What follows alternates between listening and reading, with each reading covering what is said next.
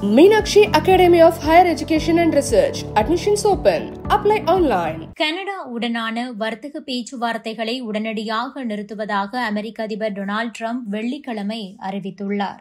அமெரிக்காவுடன் வணிகம் செய்வதற்காக கனடா செலுத்த வேண்டிய வரி விகிதங்களை அடுத்த 7 நாட்களுக்குள் அமெரிக்கா வெளியிடும் என்றும் ட்ரம்ப் எச்சரித்துள்ளார்.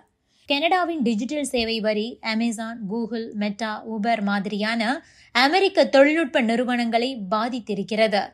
கனடாவைச் சேர்ந்த பயனாளர்களிடமிருந்து கிடைக்கும் வருவாயில் 3% வரி விதிக்கிறது. ஜூன் 30 முதல் அமலுக்கு வரும் இந்த வரி 2022 முதல் பின்னோக்கி பொருந்தும். இதனால் அமெரிக்க ஜாம்பவான்களான அமேசான், கூகுள், மெட்டா ஆகியவை திங்கட்கிழமை முதல் பணம் செலுத்த தொடங்க வேண்டும். இது அமெரிக்க அதிபர் டொனால்ட் ட்ரம்பை கொந்தளிக்க வைத்துள்ளது. இந்த நிலையில் அமெரிக்க அதிபர் ட்ரம்ப் கனடாவுடனான வர்த்தக பேச்சுவார்த்தைகளை உடனடியாக நிறுத்துவதாக அறிவித்துள்ளார். கனடா அமெரிக்கா மீது அப்பட்டமான வரி தாக்குதல்கள் நடத்துவதாக விமர்சித்திருக்கிறார் ட்ரம்ப். பல ஆண்டுகளாக பால் பொருட்கள் மீது விவசாயிகளிடம் 400% வரை வரி விதித்து வரும் கனடா வர்த்தகம் செய்வதற்கு மிகவும் கடினமான நாடாக இருக்கிறது. இப்போது அமெரிக்க தொழில்நுட்ப நிறுவனங்கள் மீது டிஜிட்டல் சேவை வரியை விதிப்பதாக அறிவித்துள்ளது கனடா. இது நம் நாட்டின் மீதான நேரடியான அப்பட்டமான தாக்குதல். கனடா ஐரோப்பிய யூனியனை நகலெடுத்து மிக மோசமான வரியை விதிக்கிறது. இந்த மோசமான வரி விதிப்பின் காரணமாக கனடாவுடனான வர்த்தகம் குறித்த அனைத்து விவாதங்களையும் நாங்கள் இதன் மூலமாக நிறுத்துகிறோம். உடனடியாக இது அமலுக்கு வருகிறது. அமெரிக்காவுடன் வணிகம் செய்வதற்காக கனடா செலுத்த வேண்டிய வரியை அடுத்த 7 நாட்களுக்குள் நாங்கள் தெரிவிப்போம். இவ்வாறு டொனால்ட் ட்ரம்ப் தன்னுடைய சமூக வலைதள பக்கத்தில் கூறியிருக்கிறார். இந்த ஆண்டு தொடக்கத்தில் அமெரிக்க அதிபர் டொனால்ட் ட்ரம்ப் விதித்த தொடர்ச்சியான வரிகளை தொடர்ந்து 2 நாடுகளுக்கும் இடையே தொடர்ந்து பதட்டங்கள் நிலவி வரும் நிலையில் வர்த்தக பேச்சுவார்த்தைகளை முடிவுக்கு கொண்டு வருவதாக ட்ரம்ப் அறிவித்திருப்பது சலசலப்பை ஏற்படுத்தியுள்ளது.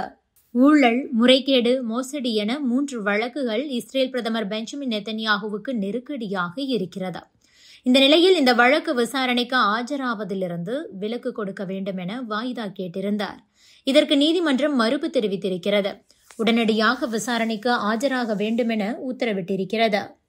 வழக்கு விசாரணையின் போது நீதிமன்றத்தில் நேற்று ஆஜராகியிருந்த நெத்தன்யாகுவின் வழக்கறிஞர் ஈரானுடனான போர் காரணமாக அடுத்த 2 வாரங்களுக்கு வழக்கு விசாரணையிலிருந்து ஆஜராக எனது கட்சிக்காரருக்கு விலக்கு அளிக்க வேண்டும் என்றும் தற்போது பாதுகாப்பு விவகாரங்களில் கவனம் செலுத்தி வருகிறார் என கேட்டுக்கொண்டிருக்கிறார்.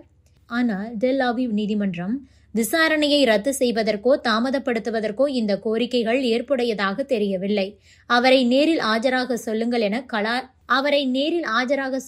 என கராராக கூறிவிட்டது. ஈரானுடன் போர், காசாவில் தாக்குதல் என்ற 24 மணி நேரமும் சண்டை களத்திலேயே காலத்தை கழித்துக் கொண்டிருக்கும் நெத்தன்யாகுவுக்கு இது சோதனை காலம் என்றே சொல்லலாம்.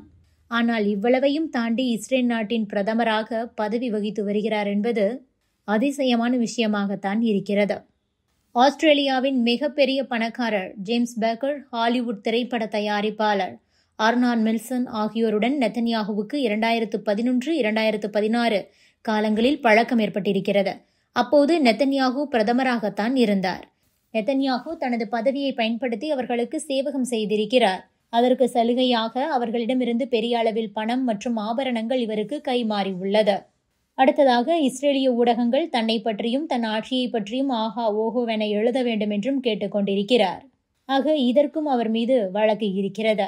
நெத்தன்யாகு தொலைத்தொடர்பு அமைச்சராக இருந்த காலத்தில் இஸ்ரேலிய தொலைத்தொடர்பு நிறுவனத்திற்கு சலுகைகளை வாரி இறைத்திருக்கிறார். பதிலுக்கு அங்கிருந்து பெரிய அளவில் பணம் மடைமாற்றம் செய்யப்பட்டிருக்கிறது. ஆக இந்த வழக்கிலும் அவர் சிக்கியிருக்கிறார்.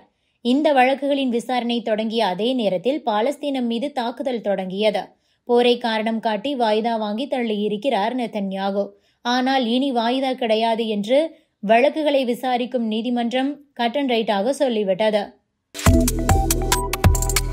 Subscribe to One India and never miss an update.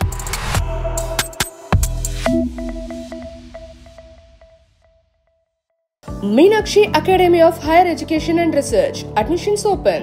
Apply online.